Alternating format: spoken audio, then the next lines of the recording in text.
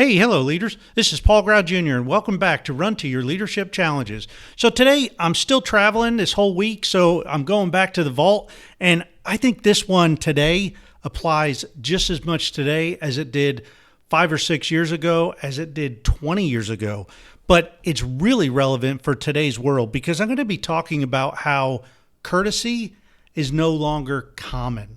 You remember the old phrase, common courtesy, use common courtesy, or use common sense? Sometimes I don't think sense is too common either, because I mean, it happens all around us, whether we're in the work environment or outside of work. People just are not courtesy. People don't think about other people nowadays. So let's listen to this old show, and I think you're going to enjoy it because it's very relevant. Here we go. Let me ask you a question. You remember the old saying, common courtesy? Well, is courtesy still common, or has it become a lost art? Well, today's challenge is about common courtesy, but it's also for me to admit that I failed at running to a challenge recently. And I want to ask for your forgiveness and help. Let me tell you a short story. A few weeks ago, I was at a conference, and this conference had a lot of breakout training sessions. One of the early breakout sessions I was in, the speaker was very engaging and dealing out a lot of great info. I was taking quite a few notes in this first session, the old-fashioned way, with pen and paper, when the person sitting next to me just all of a sudden started pounding away on their laptop. I mean, I think they had the noisiest computer keys known to man. Well, it was obvious I wasn't the only one being bothered by the noisy version of this note-taking, because several other attendees were turning around and sighing as the person continued just to pound away. Oddly enough, nobody said anything to this person. Everyone simply gave obvious looks and sighs to show their displeasure and disapproval. But the person pounding on the laptop was either completely oblivious to the hints or simply didn't care. I mean, I know they saw people looking at them. Well, afterwards,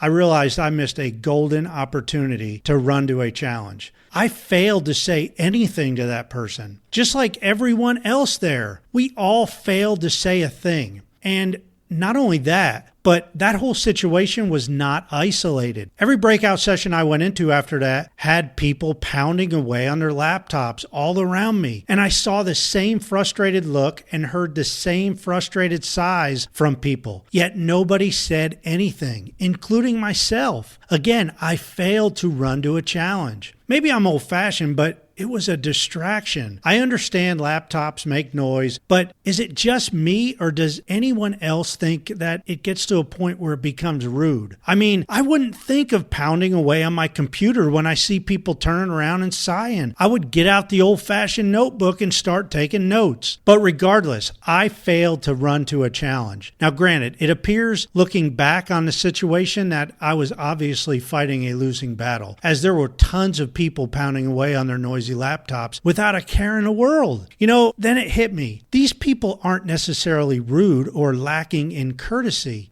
I think it's probably just the way they're wired. It's probably going back to the way their personality or leadership style is. The people that were pounding away on the computers were probably just high D's or high I's on the DISC assessment. And quite frankly, at times, they really aren't concerned about anyone around them if they are getting things done. If they're working and they're jamming along, they could care less if it's bothering people. But that's just the way they're wired. Now, they aren't always like that, but sometimes maybe they are. Maybe the people are like that. So basically, if that type of noisy note-taking bothers anyone else besides me, we have several options. We can say something to the person right next to us, which they probably won't care and will continue pounding away. Or maybe they will. Maybe they don't realize, and maybe they don't realize how much they're bothering you. Or we can move seats and try to strategically select a seat around people who have the old-fashioned notebooks out. Or, you know what? We can find an isolated area where nobody else is around. In the case of the conference, I would guess it would be at home watching or listening via live stream. Now, the bottom line here is there are 4 primary personalities according to the DISC assessment and a vast amount of combinations. And we work with every different kind of combination. There's people in our work centers that have a different variety of personalities. It starts with the leader. How can we show respect towards all the different personalities while accomplishing what we need to do? Well, it takes work. It takes studying and learning all the different personalities and learning how to best communicate with them.